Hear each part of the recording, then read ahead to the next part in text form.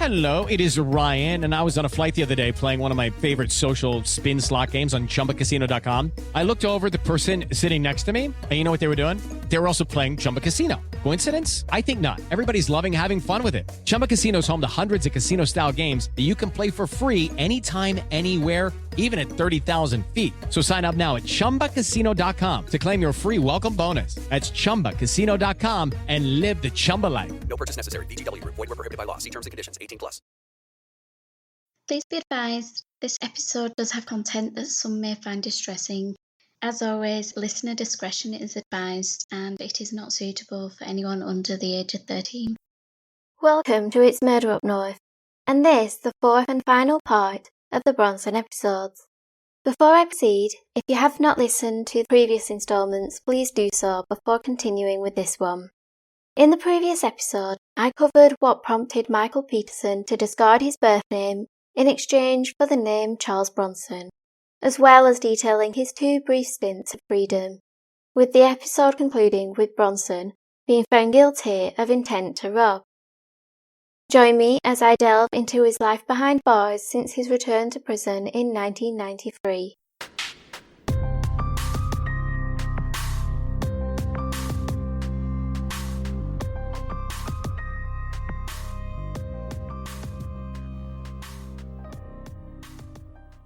Being sentenced to 12 years by the judge at his trial in September 1993 not only meant a return to prison, but was a devastating blow for his family, particularly as they had just learned that Bronson's father Joe had been diagnosed with terminal cancer, with an estimated 3 weeks to live.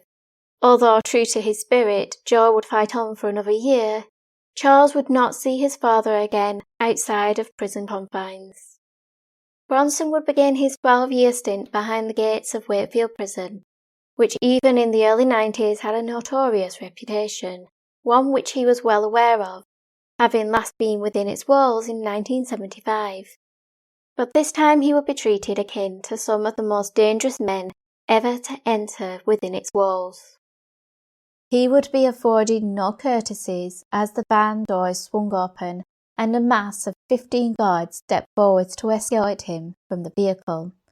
This heavy-handed approach did little to help Bronson's mood, which was only worsened when they demanded his prison number instead of his name.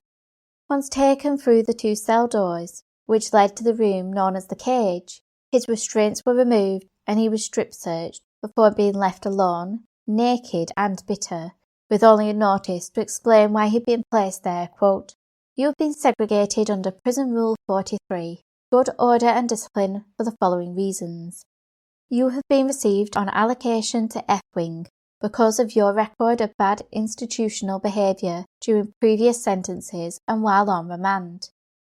This included the taking of a hostage and threats to repeat that action. You are to be held at H&P Wakefield until directed by the Prison Service headquarters." After a month and a half, he would head further north to Franklin Prison, where he would remain for just 3 weeks before being placed on a van to Hull, where he arrived on the 29th of November 1993. Here his restrictions were relaxed. He took cookery, carpentry and art classes, was allowed twice-weekly phone calls, and he amped up his exercise routine, feeling proud in the progress he was making. Those efforts were helped by the work of psychologist Karen Simpson, who Bronson would speak highly of. Recalling their sessions together, he stated that she was, quote, "one of the nicest people I've ever had the privilege of meeting. She certainly gave me a lot of hope and good advice." Despite the help and decency he was shown, Bronson proved he was his own worst enemy.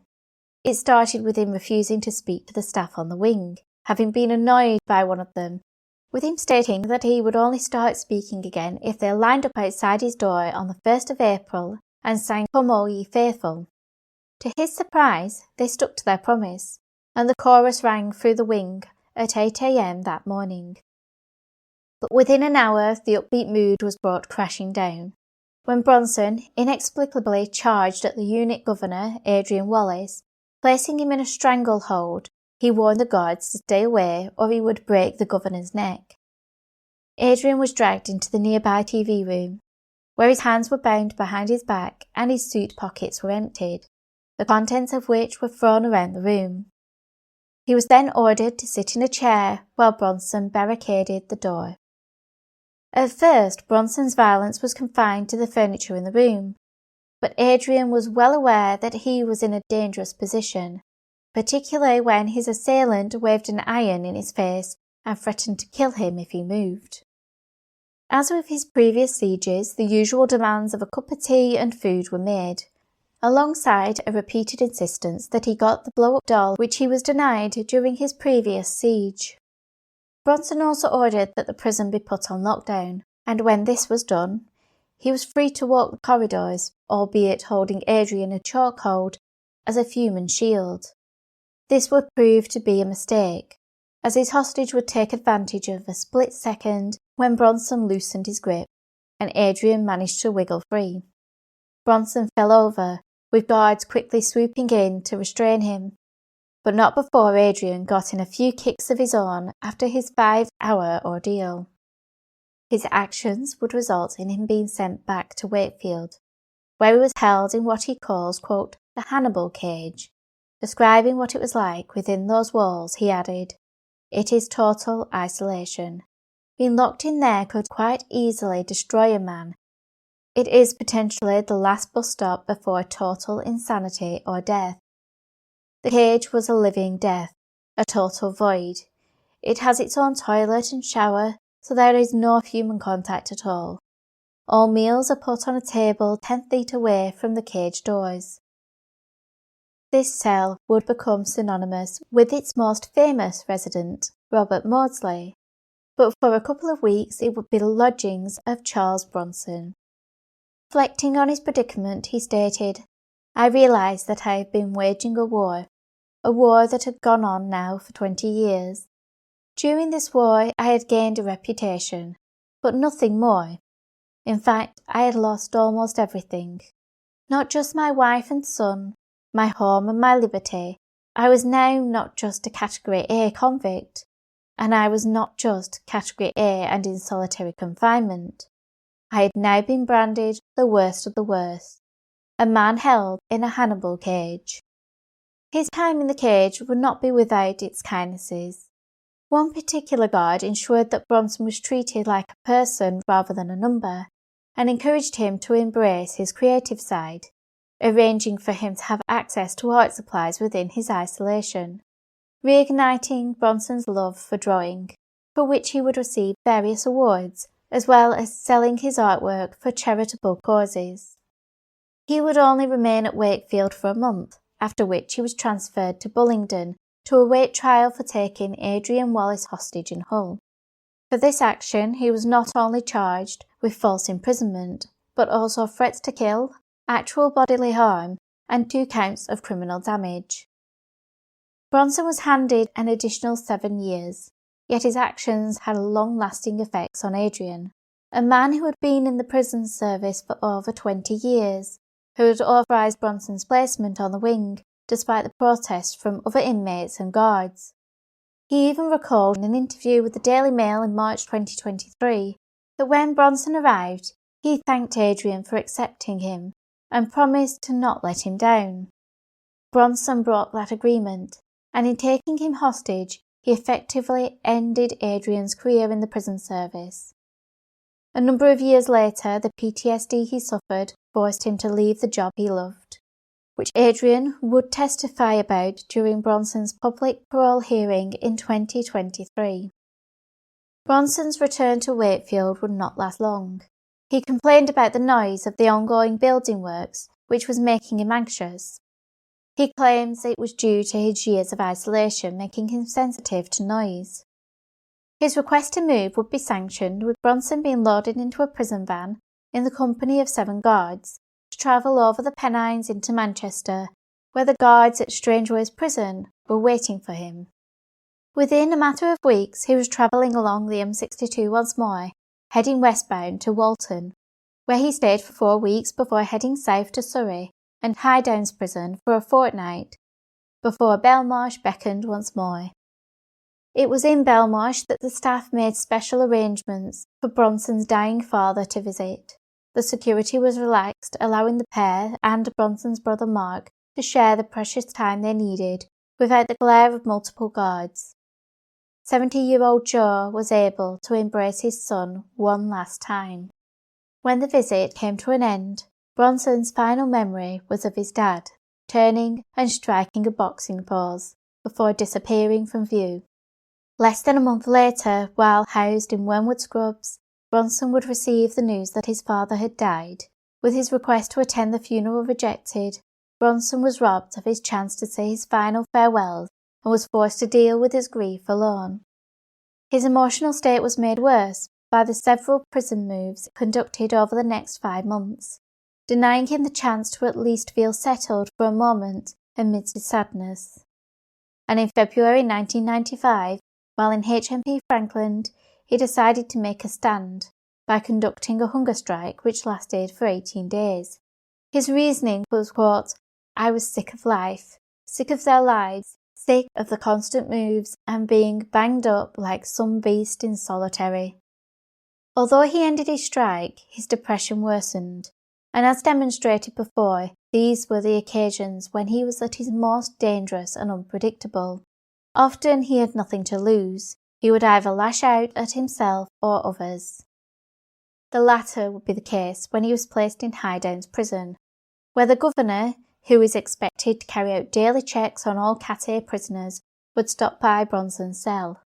The man's presence would only serve to irritate the isolated inmate, with him warning another officer that he just wanted to be left alone.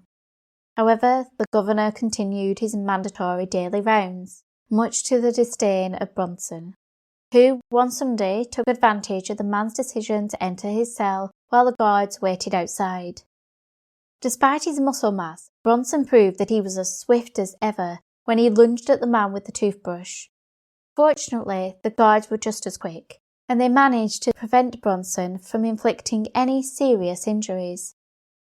9 more prison moves followed before being placed in Lincoln Prison, where he was once again entrusted to be allowed access to the gym and other facilities. His good behaviour would be awarded when he was invited to help the physical training instructor conduct lessons for children with special needs, who came to the prison once a week. It was a privilege Bronson cherished. But as had happened many times before, whenever he started to make progress, he would be moved to another prison. First to Frankland, then to Birmingham's Winson Green, where he arrived in September 1995, and within 3 months he had proven himself worthy of being allowed to exercise with other inmates in the yard. Yet for some reason he was unable to maintain his good conduct. This time he attempted to take a doctor hostage. Having got him in a chokehold, he backed up towards his cell door, where he intended to barricade them in. But his efforts were scuppered when he discovered the cell door was locked, and he was soon overtaken by guards. Following this incident, which he would not be charged for, the revolving door of prisons continued, with him being placed in 4 from December 1995 to April 1996, at which point he found himself back in Belmarsh, the constant moves keeping him in a perpetual state of paranoia and unease, with him finding that he had become so accustomed to isolation that he began to long for solitude, with Bronson stating later that "they had kept me alone for so long, and alone was all that I really knew." He also developed a paranoia focused around the feeling that he was constantly being watched, which in truth he was, but he felt claustrophobic and on edge whenever someone stood too close to him, perhaps wary of their intentions. Bronson claimed that another side effect of being held in cells with limited natural light is that his eyes can no longer tolerate bright light, which is why he now wears round tinted glasses that had become part of his overall look alongside his handlebar moustache. Over the years, a mystique has grown up around him, from scaling prison rooftops to taking hostages, and when one reads his words or hears him speak about these incidents, he does so in a grandiose manner, reflective of his larger-than-life persona, with his next 2 sieges perhaps being amongst his most talked about and infamous. In August 1996, 6 men who had fled from the regime in Iraq hijacked a Sudan Airways flight. Boarding the plane with knives and imitation grenades, the passengers and crew endured 20 hours of terror before the plane landed at Stansted Airport in England. They would be remanded in custody at Belmarsh, where 2 of them came into contact with Charles Bronson, with one of them literally bumping into him and failing to apologise. This small slight was enough for Bronson to seek out revenge, which he would carry out the next day when he took the 2 men hostage, alongside a 3rd inmate called Jason Greasley, who happened to be in the wrong place at the wrong time. Despite not being one of Bronson's targets, Jason was struck over the head with a metal bucket, and while unconscious he was dragged, along with the 2 hijackers, into a cell where Bronson blocked the door with furniture. All 3 were threatened with violence, had their arms and legs bound, but one of the hijackers continued to talk, for which he was punished by being pushed under the bed. During the siege, Bronson was completely unhinged, screaming and shouting and demanding the acquisition of 4 body bags, while boasting about having a knife he was willing to use.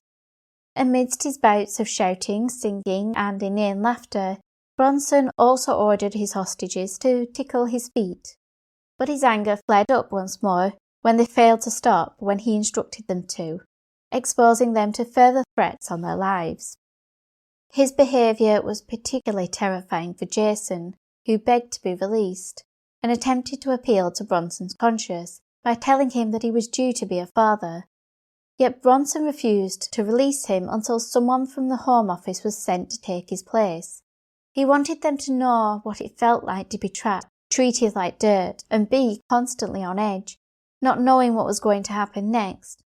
Yet this request would not be authorised. This would not be his only demand. He claimed he wanted to stand up for the political rights denied to the men who had hijacked the Sudanese plane, who had fled the regime in Iraq and had hoped to claim asylum in Britain. As such, he insisted each of them be given a smart suit and be escorted to a private plane to be flown to Libya, and he claimed they would also require guns, ammunition and an axe. The negotiator told Bronson that he would have to pass the demands on, as he could not authorise such requests, to which Bronson calmly replied that he understood, and reassured the man that he was doing a good job. While he eventually decided to let Jason go, the other 2 men would be forced to endure a whole 7-hour siege. At one point, he hit one of them with a metal dining tray. When a guard asked Bronson why he had hit him, he was unable to explain. Instead, he handed the tray to the now wounded man and insisted his hostage struck him 4 times, as a form of retribution. The self-harm would not end there, as Bronson proceeded to cut his left shoulder several times with a razor blade. Following this, his anger waned, and he listened to reason, with the siege coming to an end.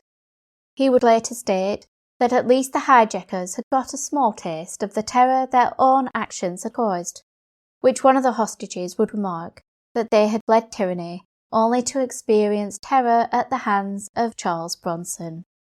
For his actions he would be sentenced to an additional 7 years, which was reduced to 5 on appeal. Bronson described it as a moment of madness which escalated into sheer insanity, going on to concede that taking a hostage gave him a feeling of power and control, but the truth was that he never had control.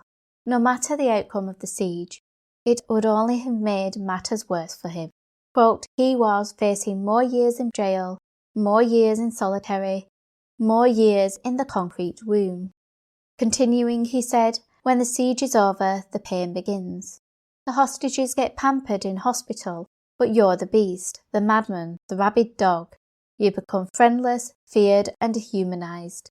Stuck in isolation, in a cage, and fed under the door, just like a dog. Although he once again returned to Wakefield Prison, the renovation works were still not complete, and Bronson was temporarily sent to Bullingdon, but the disruption in his routine and another prison move failed to help with his mindset, and receiving an unannounced legal visit would only amplify his unease. As he walked into the visitors' lounge and discovered that the guest was not his solicitor Lucy, but a smartly dressed man he had never seen before, His paranoia and anxiety kicked into high gear as his mind started to race with thoughts as to who the individual was. Could it be a police officer investigating another fabricated offence? The feeling of claustrophobia began to overwhelm him as his chest pounded and he struggled to catch his breath. Just as the man rose to introduce himself as Robert Taylor, Bronson grabbed hold of his visitor's pen and threatened to stab him. For half an hour, Robert Taylor was trapped in the room with Bronson, who had ordered the guards to stay away and proceeded to throw the table and chairs across the room before tying his hostage's hands. Upon his release, Robert, who was actually an associate of Bronson's solicitor, refused to make a formal statement or press any charges against the man who had put him through a grueling ordeal. In hindsight, Bronson recognised that he was out of control that day, allowing his inner demons to get the better of him, and was more than capable of causing Robert serious harm had the siege lasted longer. Unsurprisingly, he would be on the move again, with a brief stay back in Walton before being cast off to Durham, where he would find himself in a cell next to Robert Maudsley, who, despite his reputation as a vicious man, Bronson found him to be, quote, a funny fucker, genuinely witty. He's got a high IQ, but he has to live for today and there's no future for him. The pair would have a short-lived friendship, as animosity grew between them, with some sources claiming that part of the issue was over a watch. Durham Prison would be where Bronson would consider his life and the things he had lost, especially his son Michael, who by that time would have been around 26 years old. He had last seen his son in Hull Prison in 1975, and through the efforts of Ray Williams, one of Bronson's close friends, Michael would be tracked down, and in late 1997, the pair were reunited at Wakefield Prison, a meeting during which Bronson was permitted to leave his cage in order to share an embrace. The reunion was bittersweet. The joy of seeing Michael, now a young man approaching his 30s, bearing photos representing the memories and milestones his father had missed.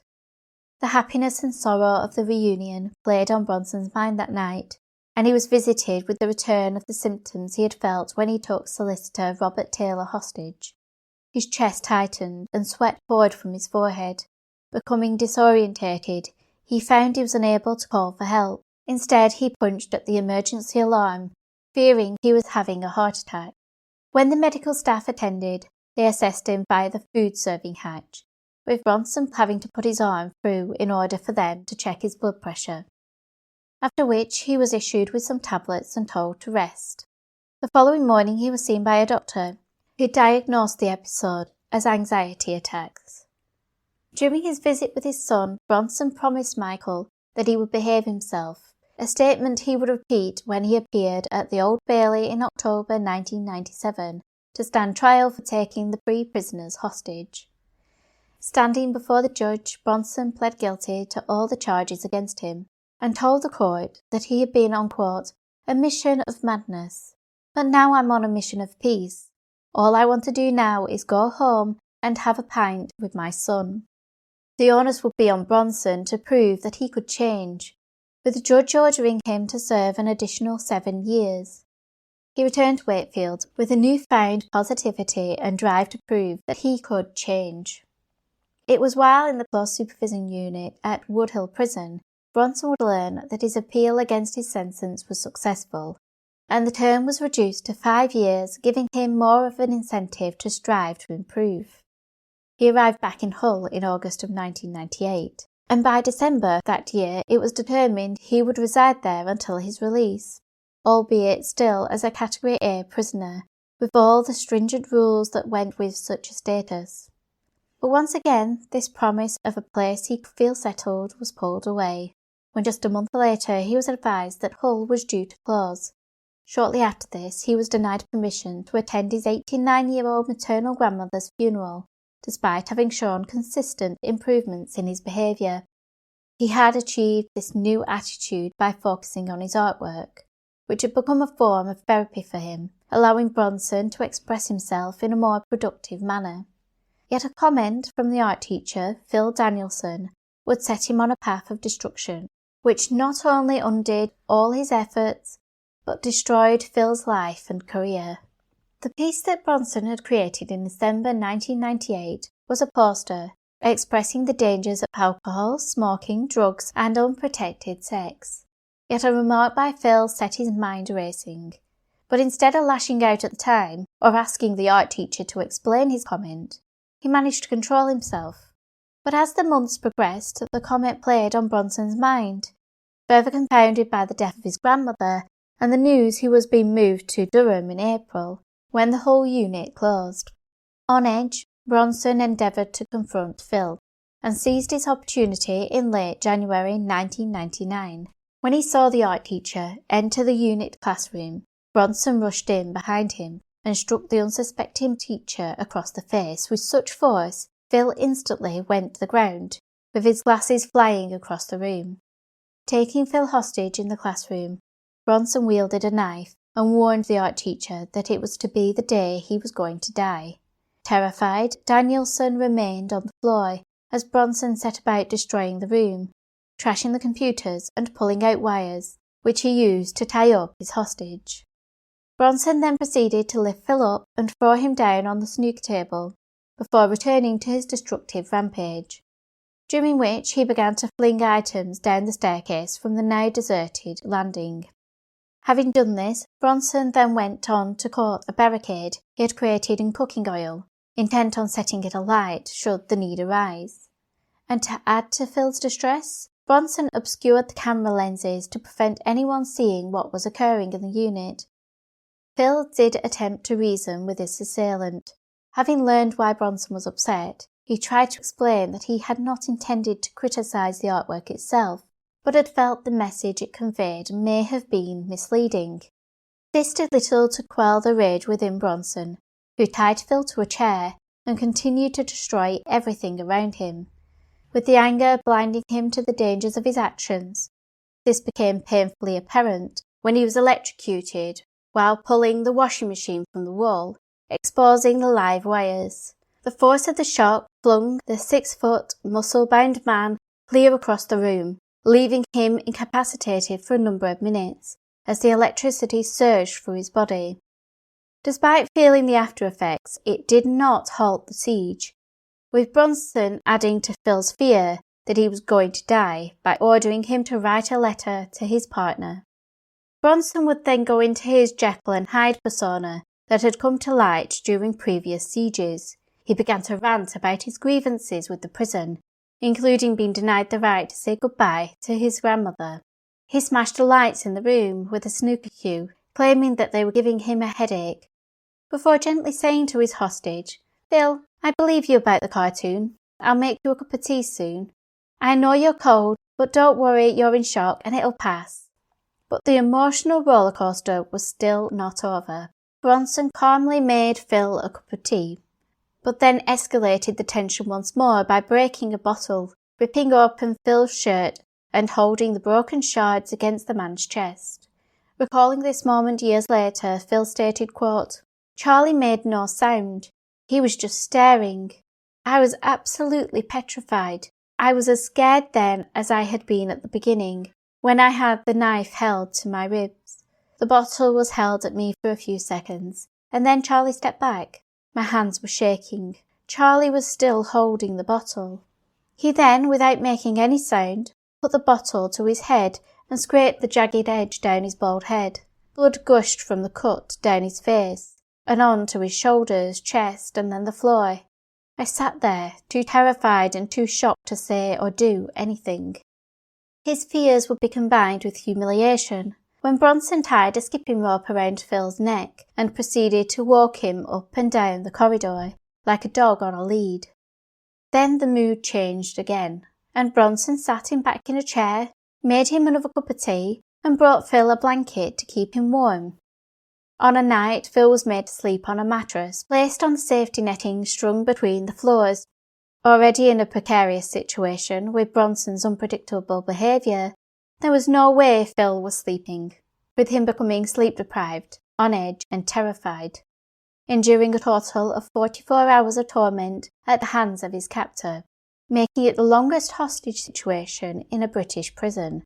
With Phil finally being released, Bronson would be taken to a waiting prison van, whisked off to Whitemoor Prison.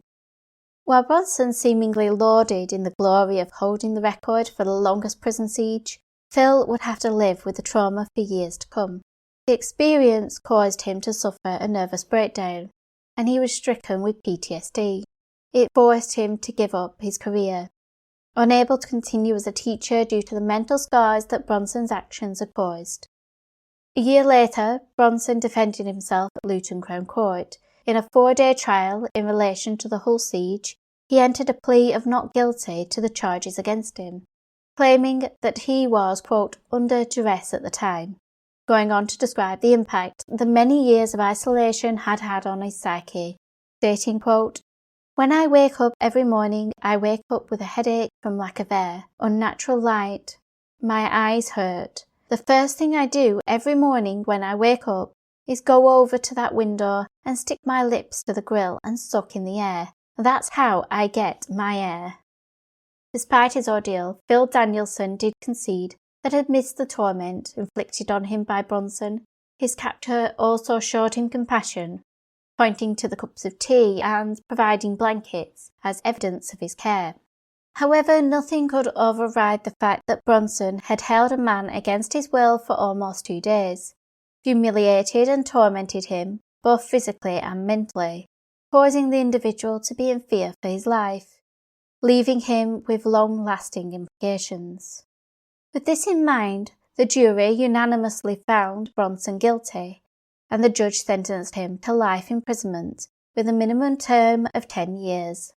Following this, Bronson would find himself under tighter restrictions. Upwards of 20 guards had been waiting for him when he arrived at Whitemoor Prison, where he was placed in a cell and denied access to anything which could be used as a weapon, including his toothbrush, which would be passed to him only when he needed it. For Bronson, the hardest part of this punishment was the confiscation of his art supplies, which he argued had helped him to control his violence and anger, yet when he asked for them back, his request was denied. This led to Bronson's longest hunger strike of 40 days, during which he lost 4.5 stone. At the end of the strike, he was sent to Woodhull Prison in April 1999, where he would begin to write his autobiography, titled Bronson, in which he laments that he is, quote, Charles Bronson, a dead man in a concrete coffin, caged up 23 hours a day. I've dug my own hole, and they now seem determined to bury me in it. As the new millennium began, Bronson had spent the majority of the past 3 decades incarcerated, yet he still clung to his hope that one day he would be released.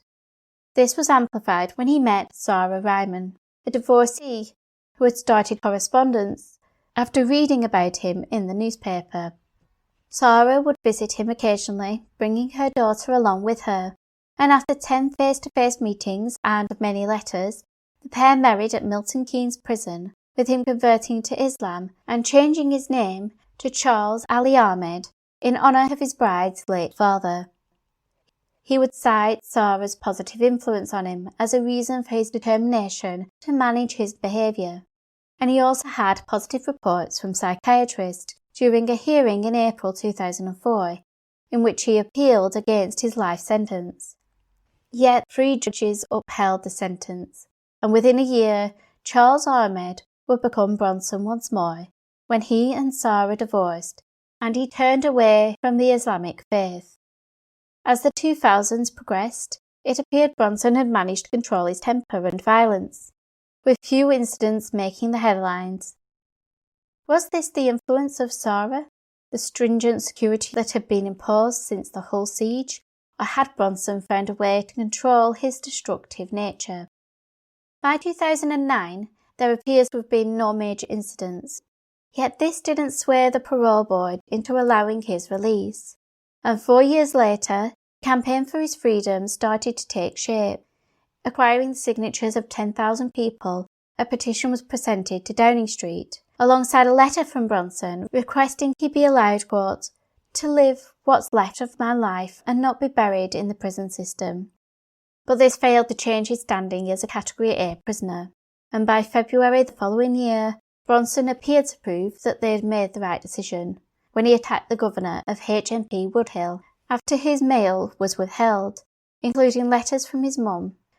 For Bronson, these correspondences were one of his only tangible connections to the outside world, and this likely played a part in the attack, but also showed that he still had a propensity to behave in a disproportionate manner to situations. In July 2014, prison would admit that his letters had been, quote, unacceptably processed, but Bronson was also held accountable for his actions, having an additional 2 years added to his sentence. By this time, the name of Charles Bronson was well known throughout the country and the prison system. And perhaps to shake off the stigma attached to this moniker, he would change his name by default to Charles Salvador, with some claiming it was in honour of his favourite artist, Salvador Dali. With the name change, he posted a statement saying, quote, Bronson came alive in 1987, he died in 2014. For the next 3 years, Charles Salvador appeared to live up to his new mantra as a creator, not a fighter, with his energies focused on his artwork, which would often auction off for charitable causes. He also found love again when, on the 13th of February 2017, he became engaged to soap actress Paula Williamson, who had appeared in shows such as Coronation Street and Emmerdale. The pair had gotten engaged after corresponding for roughly 5 years, with the relationship and subsequent marriage sparking a lot of media attention, fueled partially by Williamson herself, who appeared on talk shows including Loose Women and gave interviews to newspapers in which she insisted that she truly loved him. However, the union was sensationalised by the press and mocked, with Paula being dubbed by some as a fame-hungry wannabe, while others questioned whether a Category A prisoner should be allowed to marry. With regards to the wedding day, newspapers were quick to describe the events as bizarre, with the bride bundled into Wakefield Prison beneath a purple sheet, having been driven there by a look-alike of her soon-to-be husband. Once inside, the nuptials lasted for 2 hours, witnessed by just a handful of people, with Salvador handcuffed to a warden throughout, after which he returned to his cell while his new wife was ushered out of the prison to the nearby York Hotel, where a reception was held in her new husband's absence. At the reception, attended by friends and family, including those who had served time with Charles, they bore witness and gave support to Paula as she spoke about her hopes for his release. Yet the press and public would continue to scrutinise her decision to marry such a high-profile individual, especially when it was alleged she had sold the rights to her story to a tabloid newspaper, and she was accompanied on her honeymoon by a photographer for the article. Amidst this furore, Paula continued to conduct interviews and even appeared on daytime show Lorraine, fueling the claims that her marriage to Charles was nothing more than a publicity stunt, designed to use his profile to raise her own, with reports claiming that she had been in contact with other notorious prisoners, including Moore's murderer, Ian Brady. If this claim is true, one wonders if Charles was aware of it prior to the wedding, as he had made it clear in his multiple books how he felt about women who write to inmates like Brady and Sutcliffe, unable to understand why they would want to communicate with individuals who have taken the lives of women and children, viewing these women's actions as unhinged. While his wife was on the outside in the limelight, with rumours and speculation spiralling, with her speaking of her hopes for his release and dreams that they could start a family, the old Bronson seemed to reappear behind bars. In January 2018, Charles got into an altercation with Wakefield Governor Mark Doherty regarding his wedding photographs, for which he would be charged with grievous bodily harm. Before he appeared in court for this incident, Charles would be dealt a devastating blow, when in July 2018 photos were printed in a newspaper of Paula on holiday in Tenerife, where she was caught with a young man motorboating her chest, and reports that she allegedly invited him and his friends back to her room. Whether the allegations were true, the picture itself was enough for Charles to end the marriage, seeing her actions as a form of cheating and unbecoming of a lady, given his traditional views on how a woman should present herself. In November that year, he would have to answer questions relating to more photographs, this time his wedding pictures, which had prompted the incident with the prison governor 10 months earlier. During the trial at which Charles was charged with grievous bodily harm, the defendant alleged that he had attempted to give the governor, Mark Docherty, a bear hug, during which he planned to whisper in his ears a question about his wedding photos, going on to claim that as he approached the governor, he tripped, or was tripped by someone else, making it appear as though he had lunged at the man. To reinforce his claims that it was an accident, he stated, "For the first time in 44 years in prison, I never intended to be violent. I never meant to hurt the governor." However, Mark Docherty alleged that during a welfare meeting, Charles Salvador had pushed him to the floor and told him, quote, "I will bite your fucking nose off and I will gouge your eyes out." Ultimately, the jury would side with Salvador, but with one legal issue dealt with, he was still contending with his divorce, which had not been settled since he had filed in July 2018. A year later, with Paula requesting an annulment on the grounds they had not consummated their marriage. Proceedings seemed to be moving forwards, and on the 29th of July 2019, things came to a sudden and tragic halt. Paula was found deceased in her home. Given Charles's feelings regarding drugs and their impact on a person's life, her cause of death must have stung. As it was revealed at an inquest, she passed away due to an accidental overdose. With Staffordshire Live reporting that toxicology reports stated there had been a number of substances in her blood, quote, "These included therapeutic levels of several types of medication, plus cocaine and alcohol."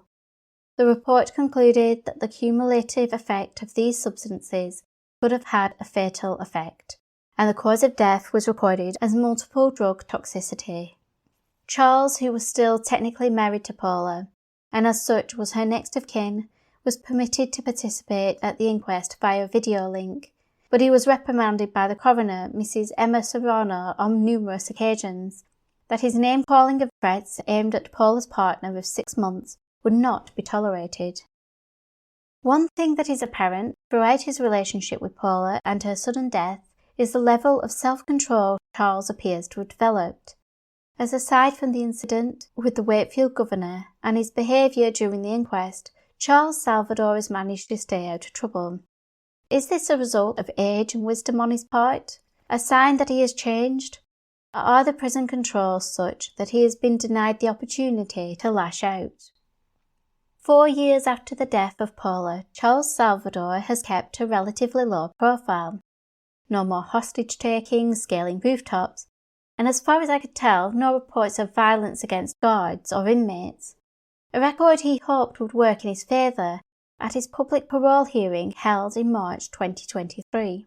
The parole board would hear a litany of evidence relating to Charles Salvador's offending, going back to his incarceration in 1974 for armed robbery, citing that he developed a pattern of offending which indicated he was a violent individual with multiple offences for assault, which led to increases to his original 7-year term. It goes on to point out that he was briefly released twice, only to re-offend on both occasions, with the second offence resulting in him being sentenced in 1994 to 7 years for firearm offences.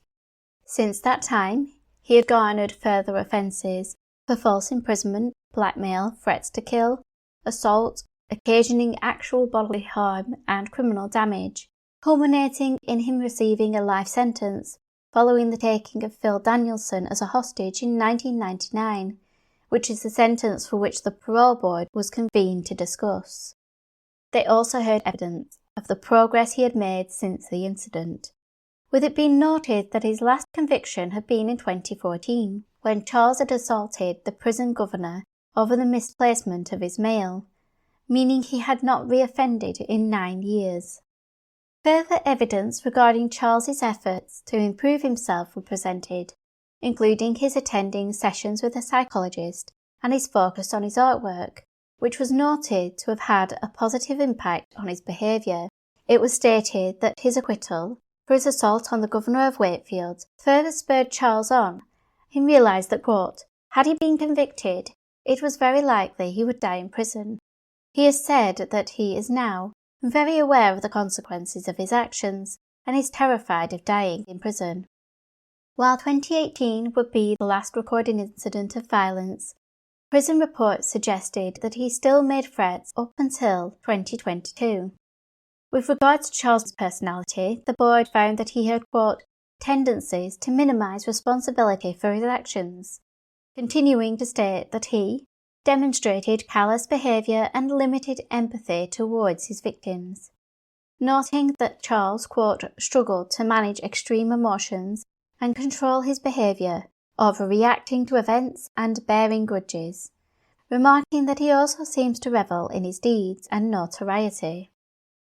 After the board had heard testimony from prison staff, psychiatrists, a parole officer and Charles Salvador himself, they concluded their report, in which they acknowledged his efforts at self-improvement, but were also, quote, mindful of his history of persistent rule-breaking, and that Mr. Salvador sees little wrong with this.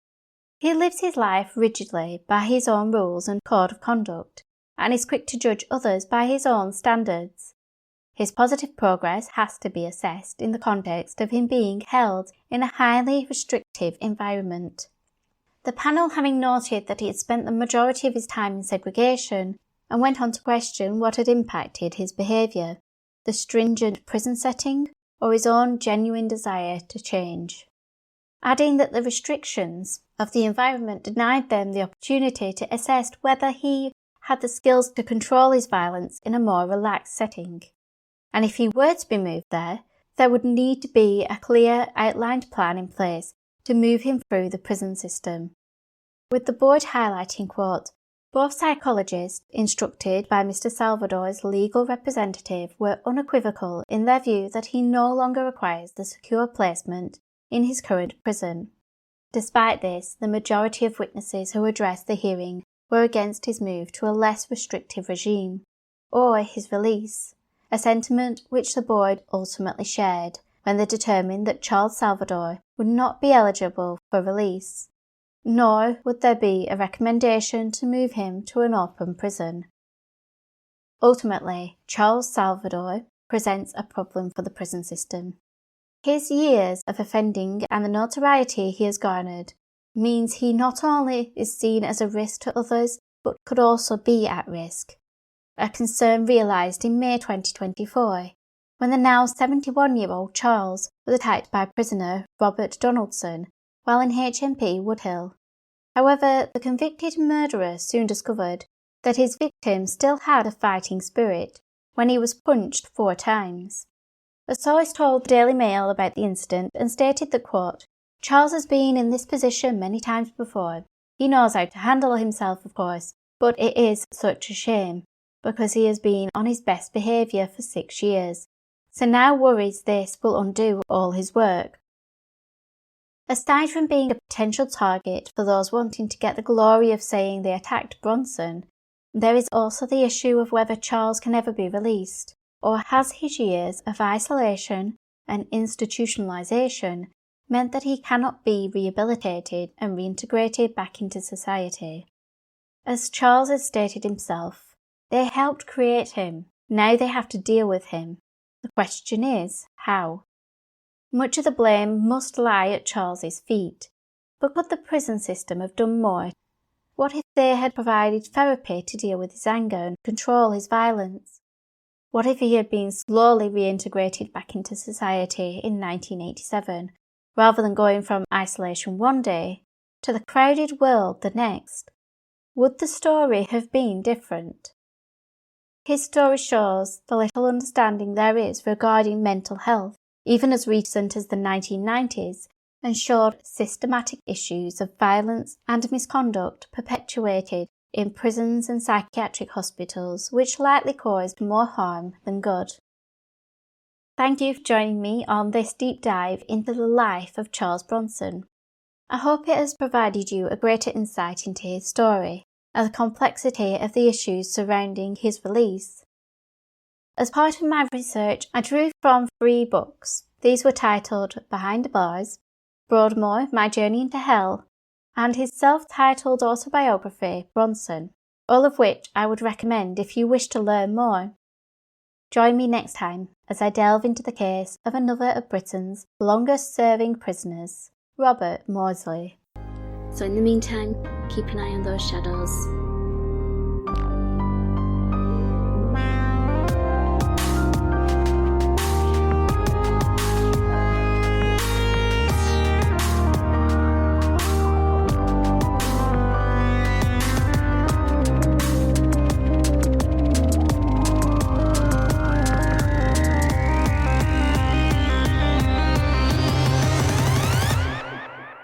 Hello, it is Ryan, and I was on a flight the other day playing one of my favorite social spin slot games on ChumbaCasino.com. I looked over at the person sitting next to me, and you know what they were doing? They were also playing Chumba Casino. Coincidence? I think not. Everybody's loving having fun with it. Chumba Casino is home to hundreds of casino-style games that you can play for free anytime, anywhere, even at 30,000 feet. So sign up now at ChumbaCasino.com to claim your free welcome bonus. That's ChumbaCasino.com and live the Chumba life. No purchase necessary. VGW Group. Void where prohibited by law. See terms and conditions. 18+.